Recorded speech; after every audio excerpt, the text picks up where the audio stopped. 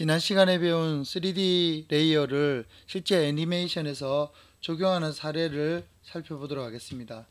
먼저 본교 졸업생 작품을 보겠습니다.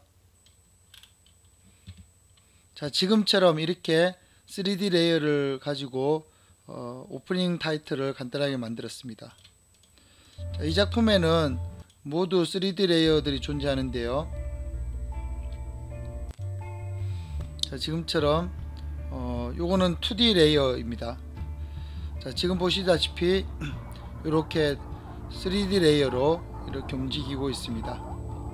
3D 레이어를 배치해서 카메라로 움직여서 실제로 날아가는 듯이 이렇게 표현을 하고 있습니다.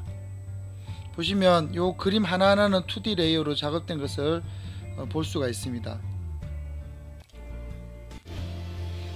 지금도 이렇게 보시면, 자, 여기도 보시면 지금 마치 3D 오브젝트처럼 보이는데요. 이것이 3D 오브젝트가 아니고 레이어를 3D 레이어로 배치를 해서 옆면을 만들고 또 세로를 세우고 해서 마치 3D인 것처럼 보이게 이렇게 만들었습니다. 아주 열심히 만들었죠. 자, 특히나 이 작품의 악권은 들어가게 되면서 이 새가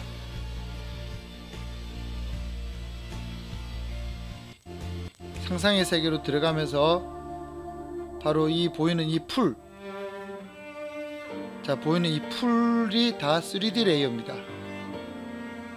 자, 3D 레이어로 배치해서 마치 진짜 공간감처럼 멋지게 구현을 해내고 있습니다. 자, 어떻게 이렇게 만들 수 있을까요? 한번 만들어 볼까요?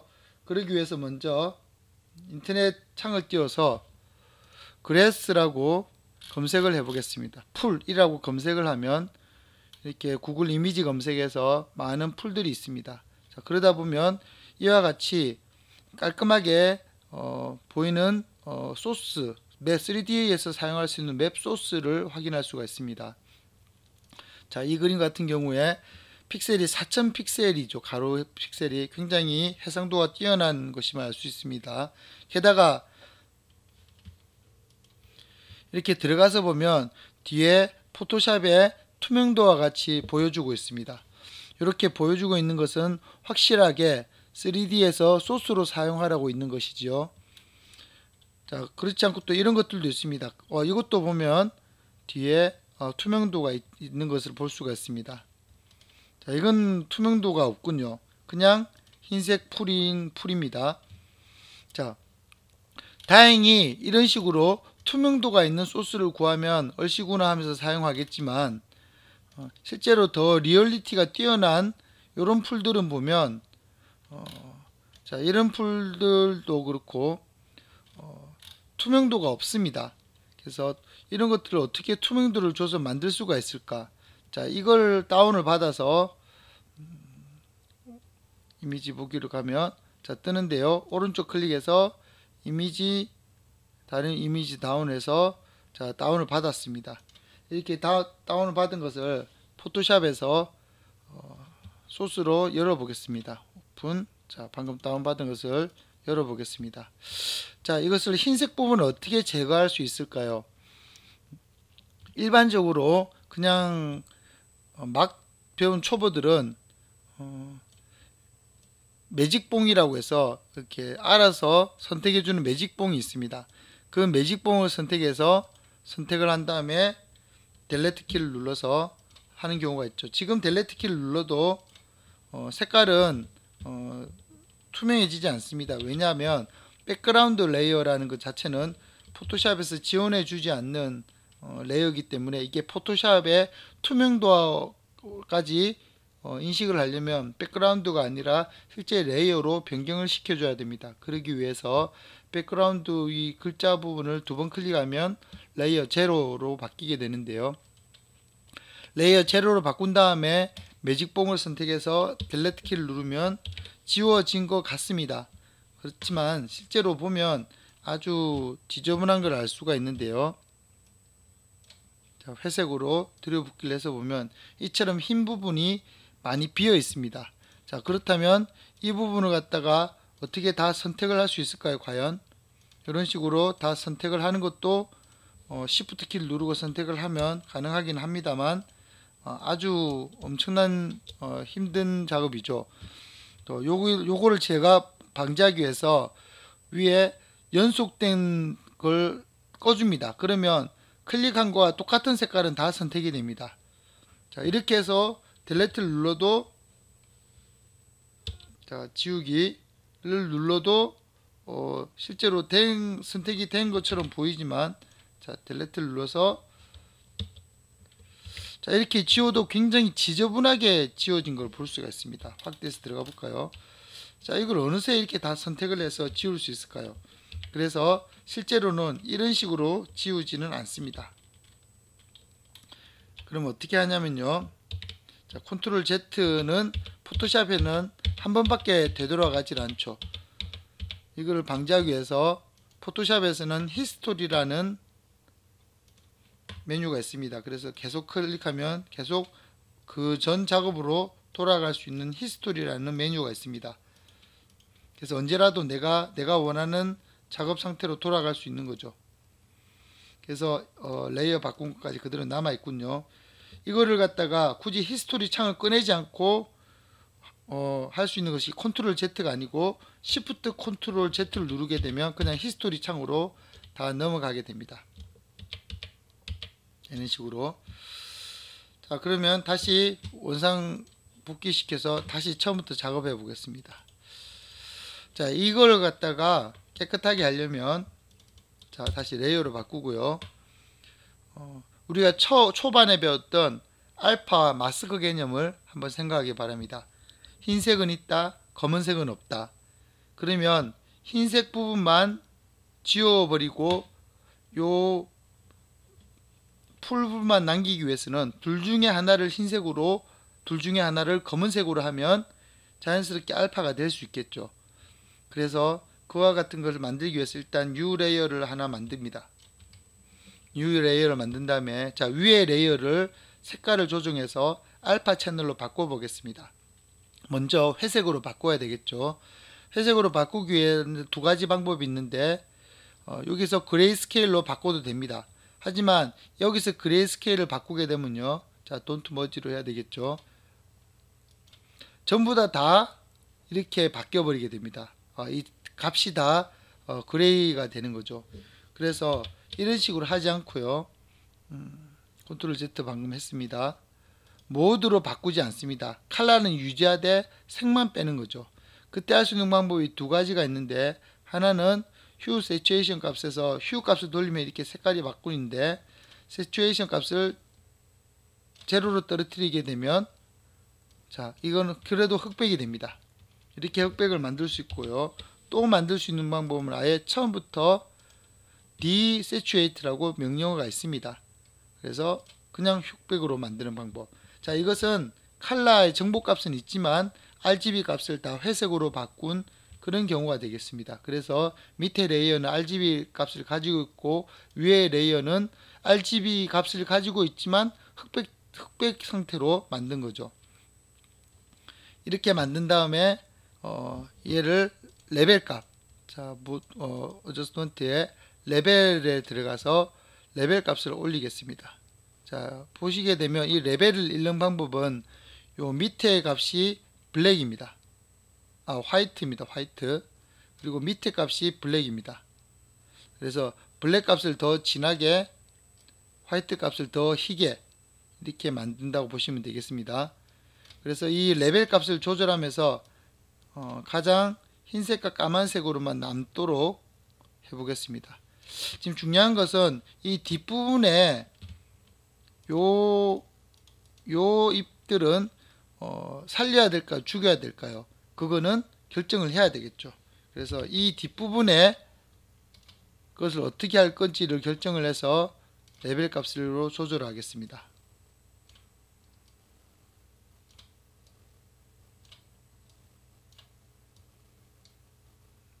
자, 이렇게 해볼까요? 최대한 검은색과 흰색이 또렷하게 남도록. 자, 너무 심해지면 안티 알리아싱이 뭉개지게 되죠. 하지만 또 뒤에 쓸데없는 이파리가 살아있지 않도록 확실하게 없앨 필요도 있습니다. 자, 그렇게 하다 보니까 저는 이 정도를 타협점으로 선택을 하겠습니다. 자, 이 정도가 되었군요. 이렇게 만들어졌으면 이것을 알파 채널로 사용하겠습니다. 그러기 위해서 Select All, Ctrl A, 다음에 복사, Ctrl C, 다음에 채널로 가겠습니다. 자, 채널 기억나시죠? RGB가 있는데 New 채널을 만들어서 알파에 Ctrl V, 그리고 다시 RGB로 돌아오겠습니다. 알파는 끄고요. 이거는 붉은색은 알파 채널을 보여주는 건데 끄겠습니다. 그리고 레이어로 돌아서 Ctrl D. 자, 지금 이제 위에 레이어를 끄고 밑에 레이어에서 작업을 하겠습니다. 이게 본래 우리가 작업해야 될 레이어이니까요. 한 가지 팁을 알려드리자면, 손바닥은 이렇게 움직이는 버튼이고요. 손바닥을 2번 클릭하면 한 번에 보이게 됩니다. 즉 53.9%가 보이게 되죠. 자, 여기에 있는 돋보기는 클릭을 하면 줌, Alt를 누르고 클릭하면 다시 뒤로 빼기인데, 돋보기를 2번 클릭하면 100%로 딱 보여주는 그런 버튼입니다. 그래서 손바닥을 2번 클릭했을 때는 퍼센트가 어떻게 되었든지 간에 한눈에 보여주기, 다음에 돋보기를 2번 클릭하면 크기가 어째 되었든 간에 100%, 즉 원래의 픽셀로 보여주기, 이렇게 옵션이 있습니다. 자, 이 상태에서 다시 전체 보기를 해서 지금 여기 있는 이 채널처럼 선택을 하겠습니다. 다시 한번 말씀드리지만 검은색은 없다, 흰색은 있답니다. 그러면 여기서 선택을 해 보겠습니다. Select Load Selection 알파. 오케이. 지금 어떻게 선택이 되었을까요? 말씀드린 대로 흰색이 있다, 검은색이 없다기 때문에 있다 부분, 즉 흰색 부분이 선택이 된 것입니다. 검은색 부분은 없기 때문에 선택이 안 된 것이죠. 자, 여기에 레이어를 선택한 상태에서 델레트 키를 누르면 있다 부분, 즉 흰색 부분만 지워지겠습니다. 이와 같이 지워지게 됩니다. 그리고 셀렉트, 디셀렉트, 자 컨트롤 D죠. 하게 되면 깔끔하게 자기가 원하는 부분만 지워진 걸 볼 수가 있습니다. 자, 이렇게 해놓고 이제 다 됐으니까 뭐 알파 채널을 둬도 됩니다. 자, 위에 레이어는 이제 임무를 다 했기 때문에 지우겠습니다. 자, 이 상태로 해서 파일 세이브 에즈, 자 글래스 풀로에서 저장. 오케이. 자, 이렇게 저장이 되면 애프터 이펙트에 가져가야 되면 투명도를 그대로 불러와서 작업을 할 수 있게 됩니다. 자, 그렇지 않고, 자, 여기 보시면 이와 같은 거는 아주 이미지도 크고 알파 채널까지 그대로 빠져 있는 걸 볼 수가 있습니다. 즉 이거는 딱 3D라든지 합성을 위해서 있는 파일인 거죠. 자, 이 파일도 이미지 보기로 들어가서 다운을 받아 보겠습니다. 자, 이 파일인데요. 오른쪽 클릭해서 이미지를 다른 이름으로 저장, 그래서 png 파일로 저장이 했습니다. png 파일도 차세대 떠오르는 파일이죠. 레이어가 없다면 png 파일로 저장하는 것도 좋은 방법입니다. 하지만 2개, 3개, 4개의 레이어가 있다면 그냥 PSD로 저장을 해야 되겠죠. 자, 이렇게 저장한 것을 불러와 보겠습니다. 아까 작업했던 거 한번 불러와 볼까요? PSD 파일이기 때문에 옵션이 뜨게 됩니다. 푸티지는 그냥 하나의 소스로 불러 들어오기, 자 컴포지션으로 불러오기도 아까 지난번 작업해서 우리 포토샵에서 베이맥스 만들어서 애니메이션 줄 때 작업해 봤었죠. 자, 여기에 컴포지션 리텐 레이어 사이즈를 부르게 되면 딱 그 레이어 외에 나머지 것들은 필요 없이 절단되어서 깔끔하게 불러 들어오는 3가지 옵션이 있습니다. 자, 지금 같은 경우는 그냥 푸티지로 불러도 되겠습니다. 하나밖에 없으니까요. 그리고 나서 컴포지션, 뉴 컴포지션, 풀을 가져오겠습니다. 자, 지금 옵션이 뷰 옵션이 원뷰로 바꾸겠습니다. 좀 지저분하게 보이는데요. 자, 풀로 놓고 보면 조금 나아 보이죠. 여기는 할프기 때문에 그렇습니다. 풀로 놓고 보면 조금 더 깔끔해 보입니다. 확실히 좀 더 디테일하게 만질 필요가 있을 것 같습니다. 이게 3D인지 아닌 확실히 구멍이 뚫린지 안 뚫린지는 이렇게 보면 알 수가 있습니다. 그러면 컨트롤 D 누르고 우리 3D 레이어를 한번 켜볼까요? 뉴 카메라.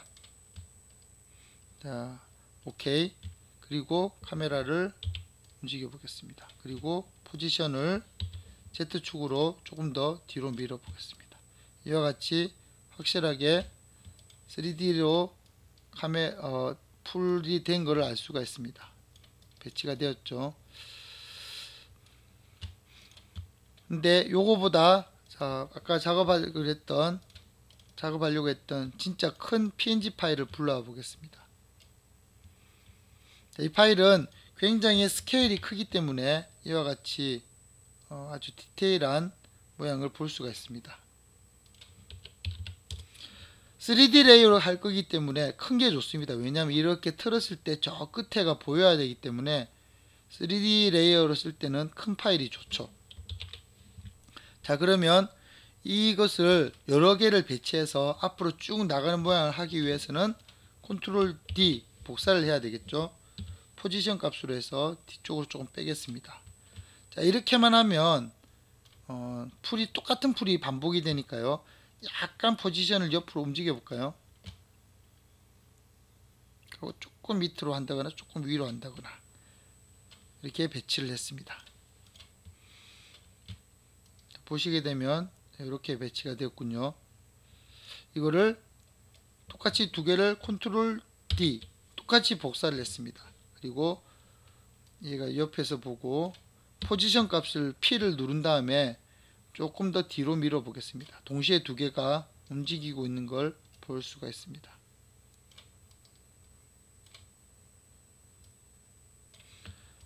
자, 계속 이런 식으로 작업해 보죠. P 4개를 다 선택하고 컨트롤 D 다음에 또 움직이겠습니다. 움직이기 전에 약간 더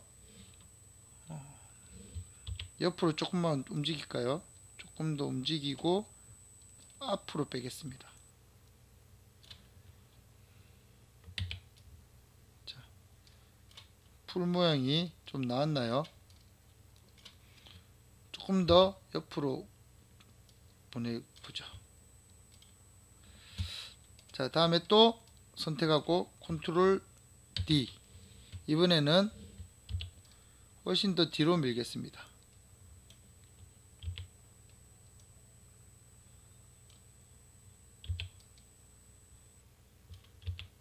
지금 카메라의 단축키인 C와 레이어 선택인 V를 같이 눌러가면서 작업을 하고 있습니다.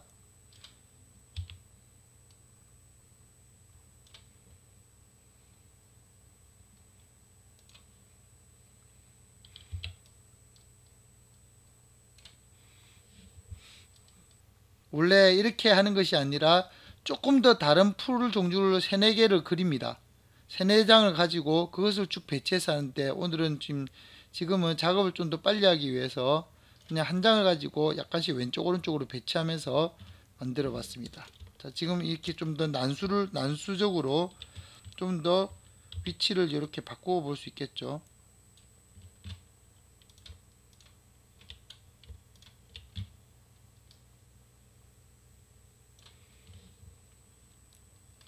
다음에 카메라가 앞으로 가야 될 것입니다. 그래서 카메라 오른쪽 버튼을 누른 상태에서 앞으로 쭉 나아가면 이제 풀숲을 지나가는 것처럼 보일 수 있습니다. 자, 여기서 중요한 것은 카메라의 옵션 값입니다. 카메라의 포지션을 눌러보면 그냥 포지션만 보이는데 실제 이거는 카메라 자체의 포지션 값이고, 더 느려서 보게 되면요, 포지션 값과 함께 포인트 오브 인터레스트라는 또 다른 값이 존재합니다. 자, 이 값은 뭐냐면 카메라가 보고 있는 목표점에 대한 값입니다. 자, 이것은 이렇게 볼 때는 보이지 않고요, 다른 각도로 보겠습니다. 예를 들어 탑뷰로 보게 되면 이와 같이 뒤로 당겨서 지금 마우스 중간 휠로 돌려서 봤습니다. 자, 이게 보시면 요게 보이죠? 앞에 있는 이게 바로 포인트 오브 인터레스트라고 카메라의 목표점입니다.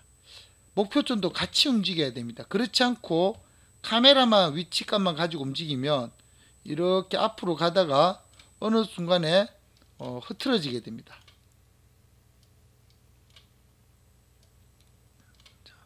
이렇게 선택이 잘 안되는데요, 너무 지금 멀어서 그렇습니다. 자, 카메라를 선택해서 앞으로 쭉 나아가면, 자, 이렇게 되면서 같이 보이게 되죠. 근데 그렇지 않고 여기만 가지고 움직이게 되면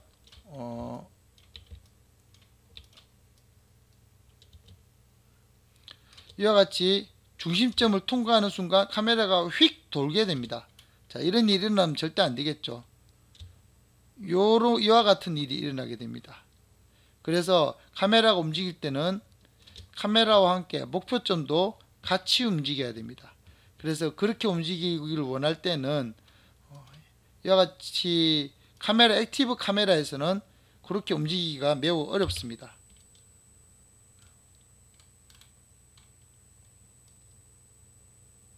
자, 지금 굉장히 이 카메라가 흐트러졌는데요.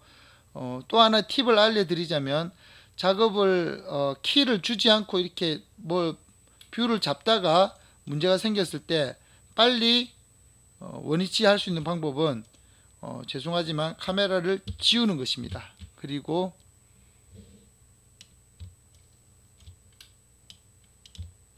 다시 원위치를 시키고요, 피트, 이 상태에서 다시 레이어 뉴 카메라, 오케이, 카메라를 만들었습니다. 페어런트는 하이드 하겠습니다. 그리고 패러그래프도 클로즈 하겠습니다. 자, 이렇게 된 상태에서 다시 카메라 값을 정하겠습니다. 그렇게 하기 위해서 트랜스폼에 포인트 오브 인터레스트와 포지션 값을 같이 키를 주겠습니다. 그리고 여기서 작업을 하면 안 되기 때문에 뷰를 두 개로 보이게 하겠습니다. 자, 뷰를 두 개로 볼 때 옆으로 자르기도 할 수 있고 세로로 자르기도 할 수 있는데요. 자, 이렇게 만든 상태에서 카메라 움직여 보면 지금 셀렉트가 잘 안되는데요. 자, 카메라를 움직여 보겠습니다. 자, 이렇게 움직이는 걸 볼 수가 있죠. 자, 여기서 움직이면 같이 움직이는 것을 볼 수 있습니다. 그래서 이 상태에서 키를 주고 쭉 5초 정도 갔을 때 키를 앞으로 쭉 빼서 실제로 풀숲을 지난 것처럼 하겠습니다. 자, 그런 다음에 보죠. 자, 이런 식으로 풀숲을 지나가는 형태로 만들어졌습니다. 조금 더 높여보죠. 지금 너무 낮은 것 같으니까. 그러면 원뷰로 놓고 투뷰에 이쪽 걸 선택해서 탑을 레프트로 바꿔보겠습니다.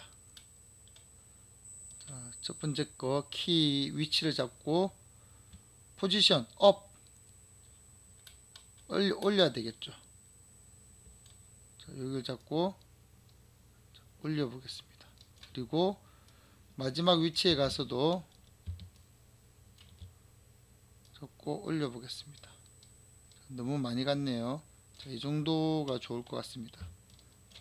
그리고 다시 처음으로 갔을 때도 이 정도. 자, 그러면 조금 더 약간 풀 위로 스쳐 지나가듯이 애니메이션이 되고 있습니다. 항상 위치에 잘 가서 키를 잡고 움직여야 됩니다.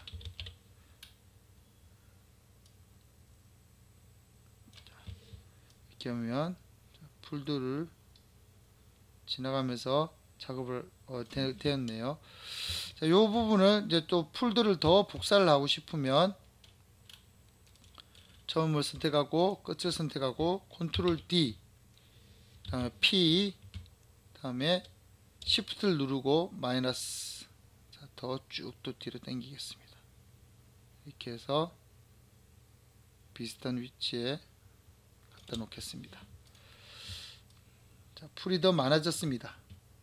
그러면 다시 원뷰로 바꾸고 앞으로 가기를 누르면 풀숲으로 가는 것처럼 이렇게 나오게 되죠. 지금 플레이를 누르면 굉장히 레이어가 많기 때문에 많이 버벅이는 걸 볼 수가 있습니다. 이와 같은 제가 처음에 말씀드렸듯이 애프터 이펙트는 실시간 플레이를 하는 것보다 한 장 한 장을 더 디테일하게 보여준다고 했는데요. 바로 여기서 나타나는 거죠. 그렇게 해서 한 장 한 장을 디테일하게 지금 현재 여기 초록색 게이지 바가 올라가고 있는데 바로 이것이 램 프리뷰, 즉 램에서 렌더링을 하고 있는 것입니다. 이렇게 램 프리뷰가 끝나면 그 다음에 실시간으로 보여줄 것입니다. 자, 이제 실시간으로 보여주고 있습니다. 아무런 이펙트도 없이 그냥 레이어만 많이 뒀더니 이렇게 버벅거리고 있네요. 총 레이어 개수는 현재 30개입니다. 자, 30개의 레이어 개수를 가지고 만들다 보니 이렇게 만들어졌네요.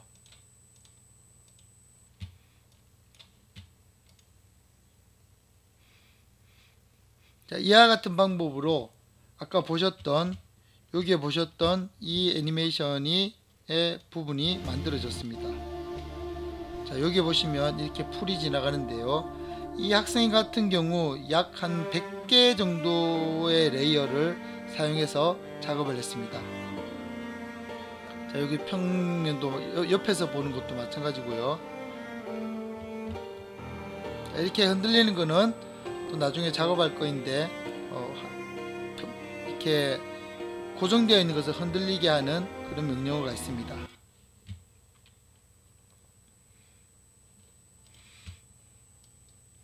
이렇게 해서 움직이는 풀숲을 한번 만들어 봤습니다.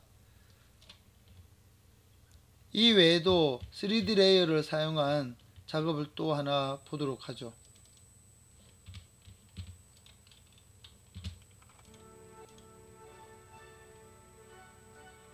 자, 일러스트로 그림을 그린 다음에 그 일러스트를 레이어를 쪼개서, 자, 지금 보면 그냥 한 장의 그림 같지만 입체감을 두고 있습니다. 배경과 앞에 그림이 따로 움직이고 있죠. 자, 여기도 보면 자, 이렇게 입체감을 가지고 있습니다. 자, 지금도 보면 멀리 있는 것과 가까이 있는 것, 그리고 앞에 있는 주인공이 오른쪽으로 움직이면서 뒤에 있는 개체는 또 왼쪽으로 움직이고, 그런 식으로 될 수 있는 것은 3D 레이어이기 때문에 가능한 겁니다. 자, 지금도 3D 레이어로, 자, 지금도 3D 레이어입니다. 자, 이런 식으로 3D 레이어로 했기 때문에 아주 자연스러운 공간감 있는 연출을 할 수 있게 됩니다. 물론 그림 디테일도 좋아야 되겠지만 이것을 단순히 그냥 애프터 이펙트 레이어로 배치만 해서 될 것이 아니라 3D 레이어로 배치를 했을 때 카메라의 움직임 값이 그대로 전달이 되면서 훨씬 더 공간감 있게 구현이 될 수 있습니다. 자, 지금처럼 이렇게. 그래서 애프터 이펙트의 3D 레이어는 훨씬 더 디테일한, 그리고 특히 2D 그림으로만 표현할 수 없는 3D를 해야만 표현할 수 있는 공간감을 잘 표현할 수 있는 그런 아주 우리한테 애니메이션 작업을 할 때 유용한 그런 기능이 되겠습니다.